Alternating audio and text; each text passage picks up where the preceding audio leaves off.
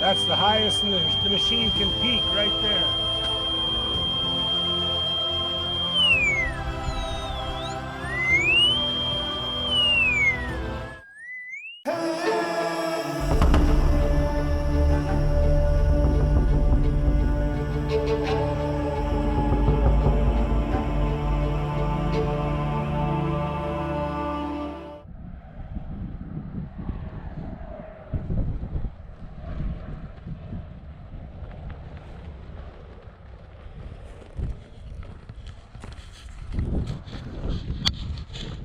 So Tara and I came out today, kind of took the day off of my normal tasks, which is good. I needed to get out. As you can see, I've got one side of my face here swelled to the max.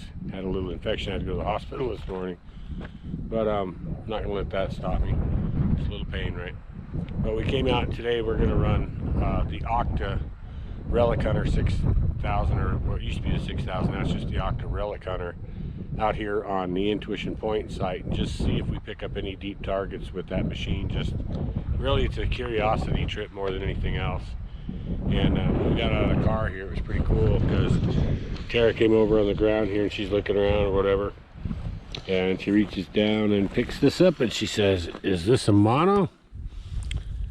And I said, "Felt it?" And I said, "Absolutely." So this is actually a grinding tool, and it's been heavily polished on this side where it's been used to grind seeds, grains, wild grains, what you'd say corn or maize, but yeah, sitting like that, you'd never know. Too cool. Let's see what she's finding now real quick before we get to walking. What are you finding now?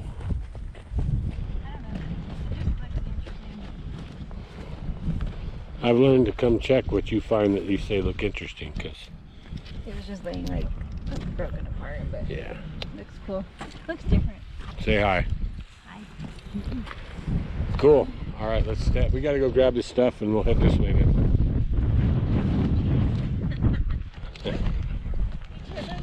I showed him my chipmunk cheek. She's teasing me naturally. So.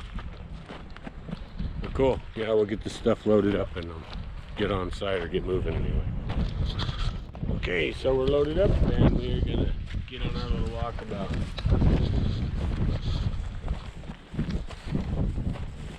Yeah, some of you have seen this happen. There's been quite a few videos made about this, and then we pulled off the site really for want of better tech, and then we got to develop our own software. Then we had to have a fully big website to support the software, and then we ended up making that way overkill. And then Google and everybody changed the way their browsers work. Android changed the way the phones work. One big choreographed alteration, and then our online program would no longer work. So we've been trying to tackle that heavily for the last couple of months, which we've been able to do by developing our own browser, like Google and Firefox and all that.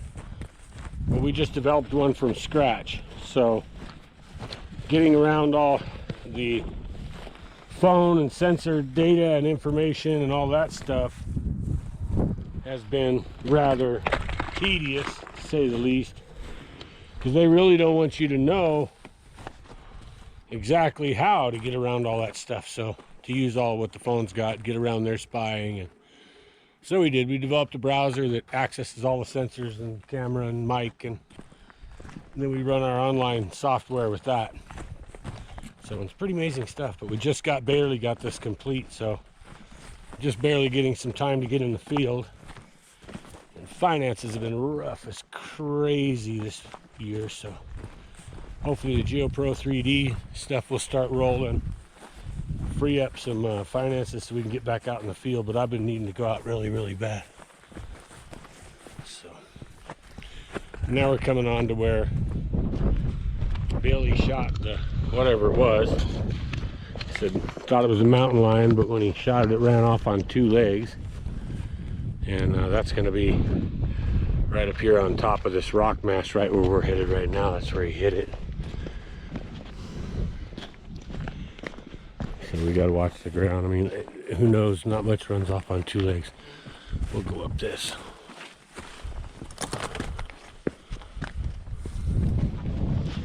A little staircase there.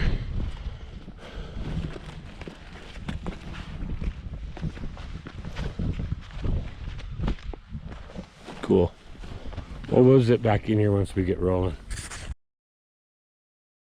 So out here is a turtle on the front edge.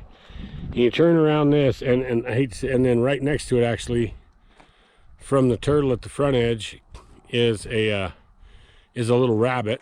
It's kind of hard to see. And then you turn. This is the mouth of a snapping turtle. And then you have an upright monument up on top up here that has a triangle on the front lower part of the base. And then you look that way, and you got another turtle head pointing that way. So everything is on this path this way, out that direction. All the monuments facing here anyway. So no, none of that's ever been worked. We haven't worked out at all. This will be another time. But I just thought as we walked by, I'd show you kind of how this works. And dissimilar rocks like this one right here that you can see, it didn't fall from here. It's not a piece of either one of these pieces of outcrop. It's not a piece of the edge. So that's laid there and has a linear knife edge form to it. And so you'd probably use that to align with something over there, whether it be on the other side or not. And then on that side over there, that flat is an area we want to hit because there's an angled access like an old cut that would access that pad down at the bottom. That's a really good place for a camp. There's no exposed rock there, which is interesting. But all this is for later survey. So.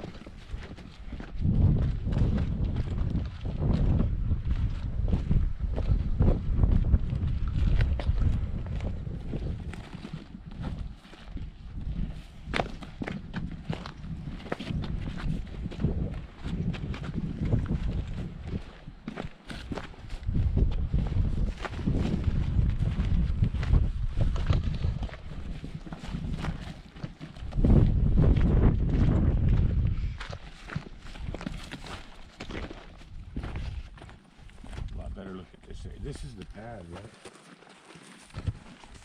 Yeah. So this is one spot I wanted to check with the big one. And so right out here on this side is where I got the old axe head. So right behind the rock that's right to my hand here. And it was found just on the back side of this rock. And so it was period late 15s, maybe early 1600s, all by itself. And you can see this area is devoid of a lot of what exists everywhere else. And you have a deep dirt fill here for some reason. And it's just not like anywhere else. So, and then out front you have another, you want to pan out there a little bit, right out here where the grass you see is actually a huge dirt area as well. It's not even a pebble in it. Almost looks processed, but who knows. So.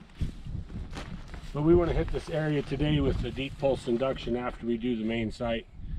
And the chisel and the crossbow bolt tip came from just below this feature. So all three of those together kind of make something. Somebody was definitely here in the late 15s.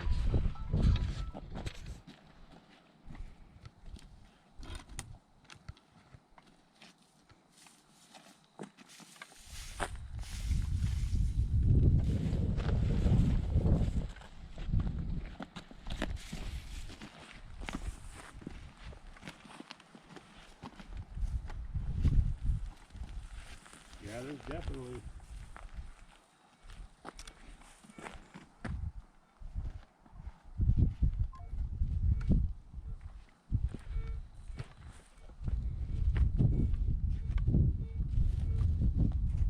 It's deep, but there's something there. So we'll hit this with a pulse induction when we come back up and we'll see what that is. But I did this whole pad before and I didn't get anything, but I've got the detector cranked pretty high now. Nothing, it's not a bunch of ghost signals because we don't have a lot out. You got the pulse inductor in the pack? Yeah.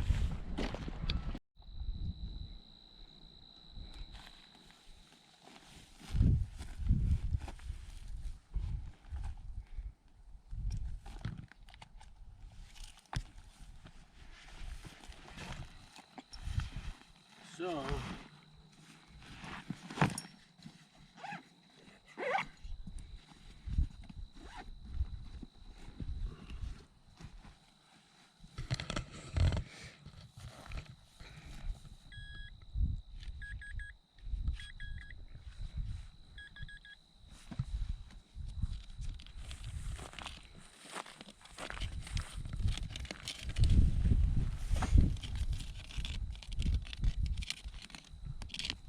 we're not on the surface.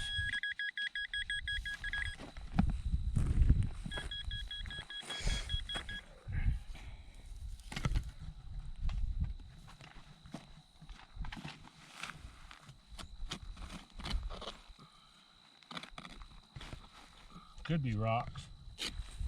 The way that machine's set right now, it could be a hot rock.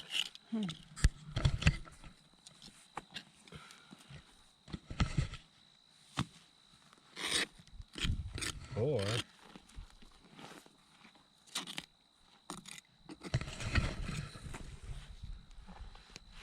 What the heck is that? I don't know. Big rock. Plates of rock, but why are they all the way up here in the dirt? There's no rock here. It's all dirt. So why are these here? It's just dirt. It's all like fill dirt. It's not even like natural earth. It's like somebody put all this dirt here.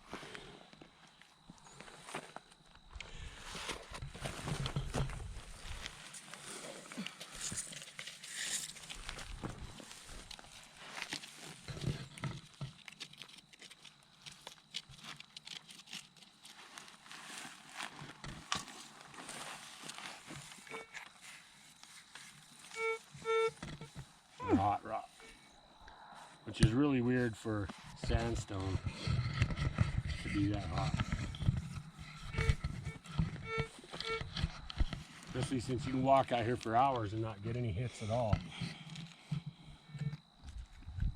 With all the sandstone everywhere. Yeah, with sandstone everywhere and you don't get any of it. See, and then you got just stacked in here.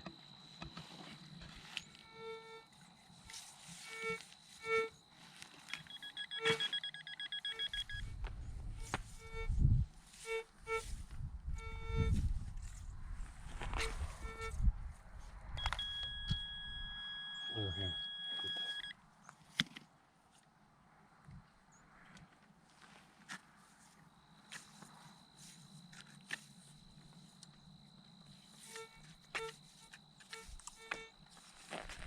Okay. Yeah, that stuff's pretty hot. All right, cool, you're good.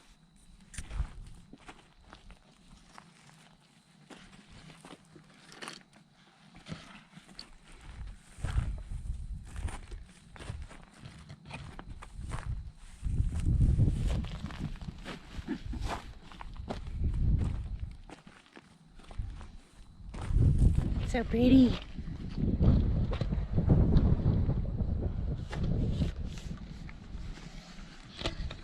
Break out the octorella counter here. All right.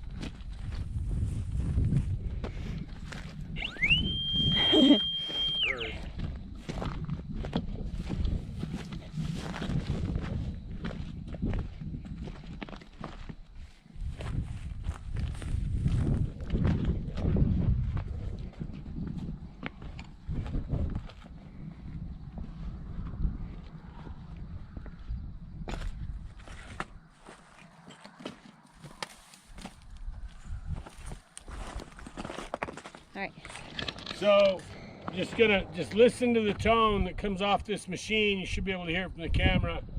There was actually no response where the blue clay is, where I thought something should be, but this is interesting. Just listen to this. You might have to follow me.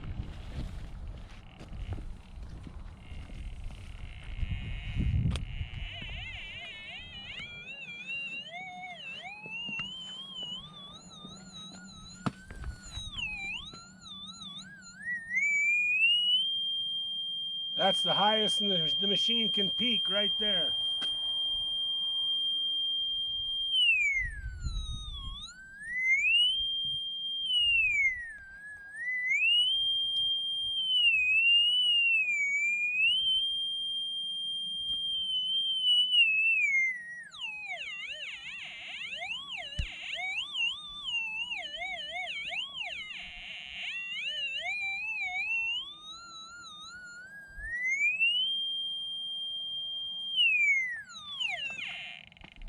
That's about as good as it gets.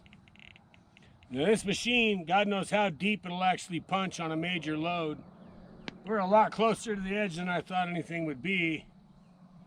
But there's something throwing a massive response. So this pulse induction will throw a field probably 50 feet in diameter overall. But you notice it's not picking up the camera, my bracelet. Then it will. So whatever's down here is considerable compared to this stuff. And then the max depth is supposed to be about 15 feet on something about 18 inches across, like a metal pot lid. But if you put a pile of gold or whatever, I have no idea how deep it'll go. But this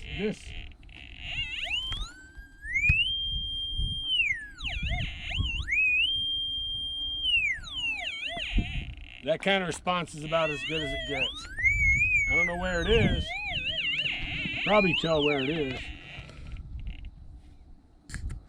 Under that slab.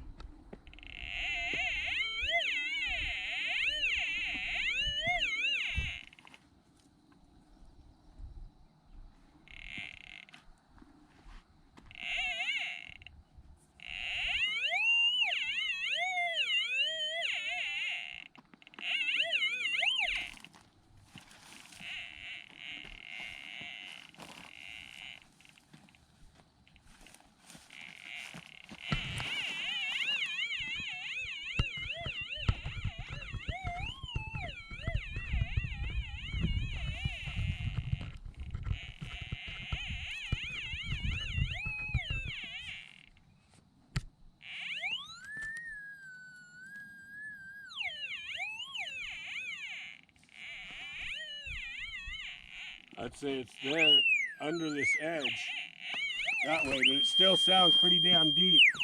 So now we're going to change coil size to we're going to change coil size down to a 1 meter and see if we can still pick this up, and that'll give me a lot better idea about depth. Okay. So, and aim it up at me real quick. Okay. So we went ahead and reduced the coil size from a 2 meter down to 1 meter, as you can see down here. And the settings are basically the same. And what's happened is I've lost the target overall at the top, but when I lower it to the ground, it sounds off like crazy. So you can see here, I can set it down. I'm not having an issue. A little bit. I think I'm still too close to it probably, but so I can put it out, generally put it out here and not have too much problem. But I can't set it anywhere within the field at all. And it does, when I get there, that it doesn't go off.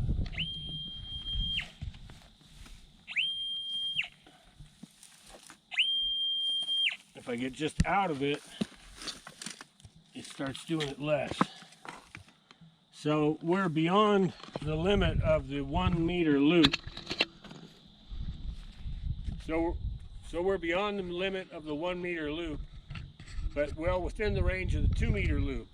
So we skyrocketed that one. And when I back this all the way off, I do pick this thing up, but it's just on the outer limits of it. So it's pretty amazing. I can zero it out one time. layout of the field.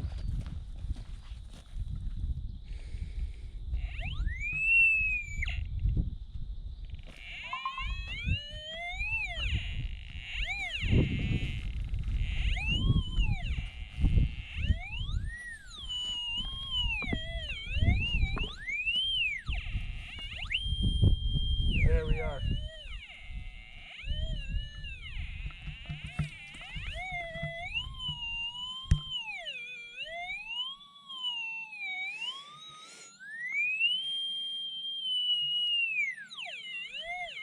So that's basically the exact same result we got on the bigger loop. It's just right on the outside of the small setup's ability. So it could be 15, 20 feet down to the target if it's a decent sized target. So and now we're going to do something a little bit different. We're going to go ahead and take a real quick scan of this with a metal detector. Even though it's going to be 15, 20 feet deep, we're still going to see what we can get back off this old White's Classic 3 here. As you can see, it's been heavily modified, buttons replaced. It's like 30-year-old detector or something. And so the way we're going to do this is we're going to go to the phone, to our app here, and the GeoPro 3D V8 app. Go to our favorites, pick the analyzer page. It'll come up, and then I'm going to hand my phone over here to Tara, and we're going to throw this program onto the detector here. Oops, just like you see here. And this is going to enable us to ground scan with this old White's. And so I'm just going to plug in a USB-C adapter and plug it directly into the detector itself. Just like that. And then it switched USB audio, so it knows what we just did there. I'm going to reduce this down a little bit, and we're going to go ahead and bring our gain back down here. Start our feed. Now this is going over a data connection, and I can see we're a good feed.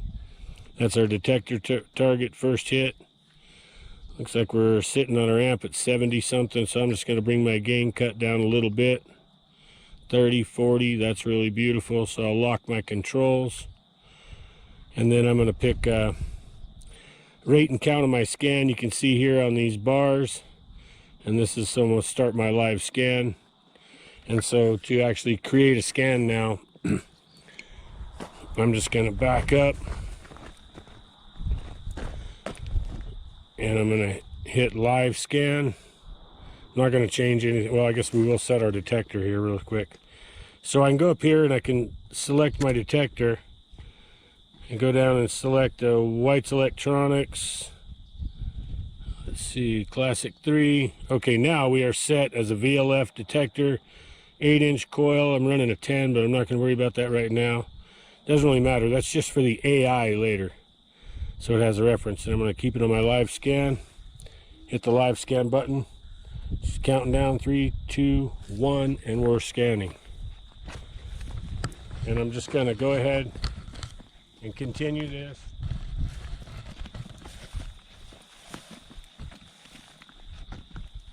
Okay, so that was basically our first test scan. Make sure we got it.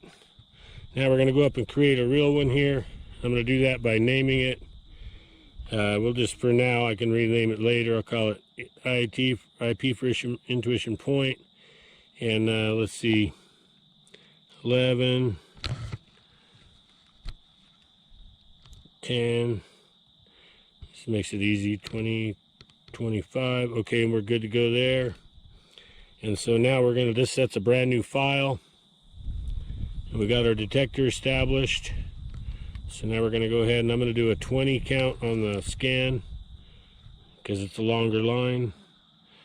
Oops, 28, not 28, 20. Okay, and then we're ready to go. So now I'm going to go ahead and perform a real scan. And to do that, I'm going to go ahead and let's get that off of there. I'm going to go ahead and, again, start scan. It's going to start my timer. Here you go, babe.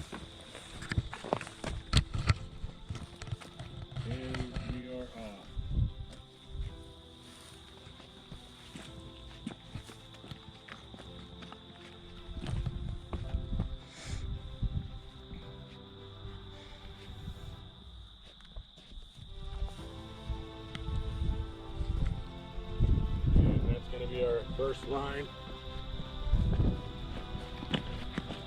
And all we do is, again, just run back over here. We're just going to hit the scan button. It's going to count down for us.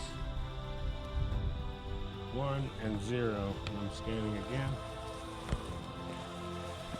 And next line. I'm taking about 1 sample per foot, so I move over a foot.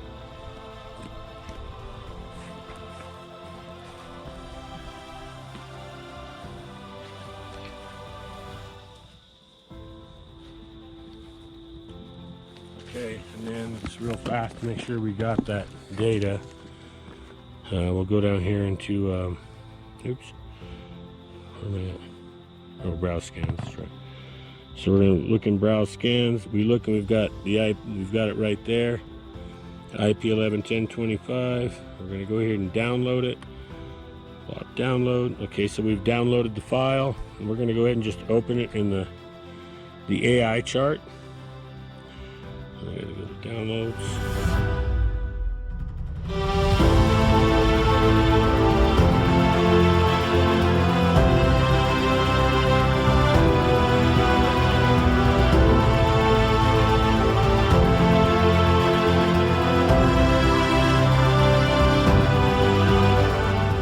Size target. So, but that's super positive. That's the first real positive we've had on this hit. And this was just an idea. That's why we called it Intuition Point. But cool, with that, man, we're going to say thank you very much. We're going to blow out of here. I got to go heal my face, get some rest. So, see you guys. Thanks for watching.